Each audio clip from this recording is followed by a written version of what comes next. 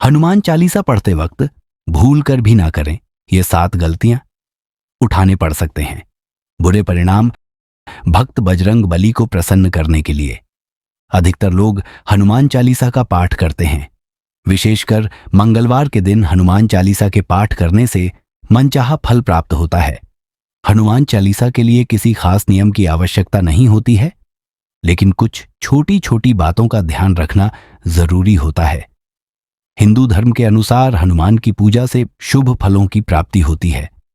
ऐसा माना जाता है कि उनकी पूजा से लोगों की समस्त मनोकामनाएं की पूर्ति होती है और शुभ फलों की प्राप्ति होती है। इसी वजह से उनके भक्तजन उन्हें प्रसन्न करने हेतु कई विशेष उपाय आजमाते हैं। ऐसी मान्यता है कि जो कोई भी भगवान हनुमान की पूजा करता है वह समृद्ध धन और सकारात्मक ऊर्जा से भरपूर हो जाता है। ऐसी मान्यता है कि चालीसा के नियमित पाठ से भगवान प्रसन्न होते हैं और समस्त कष्टों से मुक्ति दिलाते हैं। हनुमान चालीसा में लगभग 40 चौपाइयां शामिल हैं। ऐसी मान्यता है कि यदि कोई व्यक्ति हनुमान चालीसा का पाठ करते समय सभी नियमों का पालन नहीं करता है तो उसे पूजा का पूर्ण फल नहीं मिल पाता है। तो आइए जानते हैं हनुमान चालीसा का पाठ करते वक्त किन गलतियों से बचना चाहिए। लेकिन उससे पहले अगर आप भी चाहते हैं कि बजरंग बली का आशीर्वाद आप पर बना रहे तो इस वीडियो को एक लाइक करें और चैनल को सब्सक्राइब कर लें और कमेंट बॉक्स में जय बजरंग बली जरूर लिखें। नंबर 1, बीच की किसी चौपाई से पाठ शुरू करना। ज्योतिष मान्यताओं के अनुसार जब कोई व्यक्ति सही तरीके से हनुमान चालीसा का जाप करता है तो उसे बहुत लाभ होता है। वहीं आपको कभी भी चालीसा का पाठ बीच की किसी चौपाई से नहीं करना चाहिए।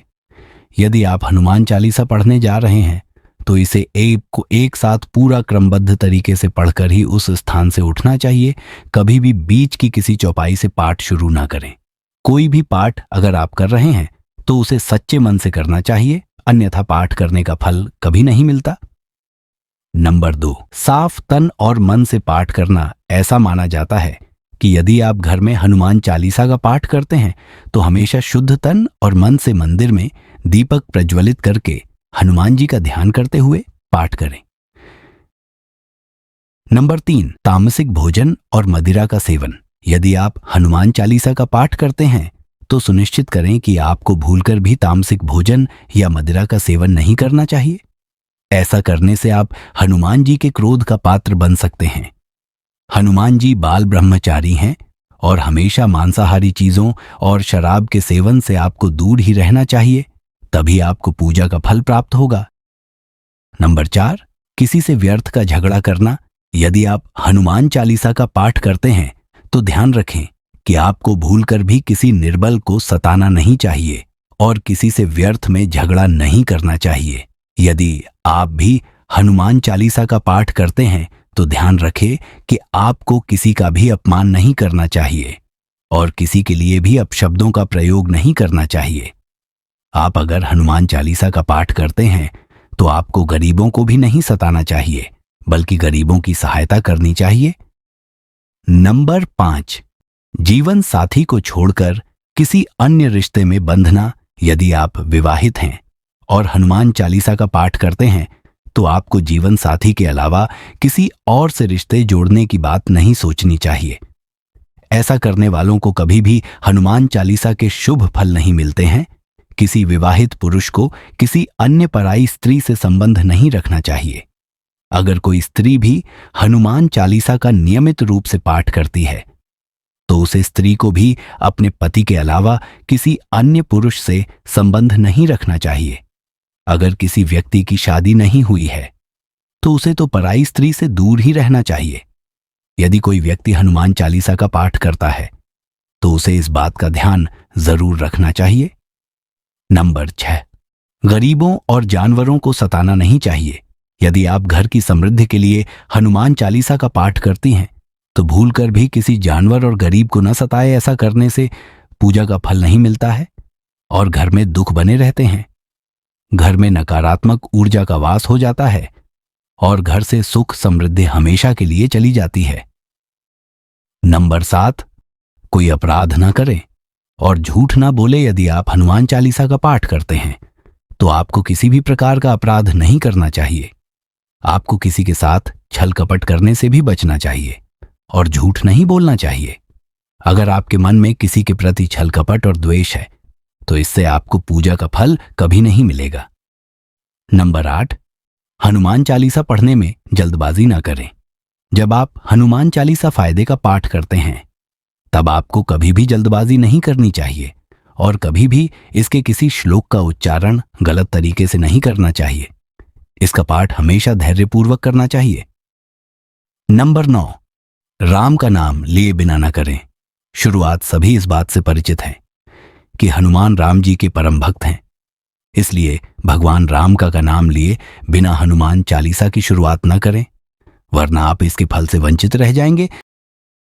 नंबर, तन और मन साफ रखें। हनुमान जी और उनके इष्ट श्री राम के चित्र की स्थापना करें। इसके बाद उनके समक्ष जल से भरा पत्र रखें। कम से कम 3 बार से लेकर 108 बार तक चालीसा का पाठ करें। घर में हनुमान चालीसा का पाठ करते समय तन और मन दोनों साफ होना बेहद जरूरी है। नंबर 11, मन में न लाए अनुचित ख्याल।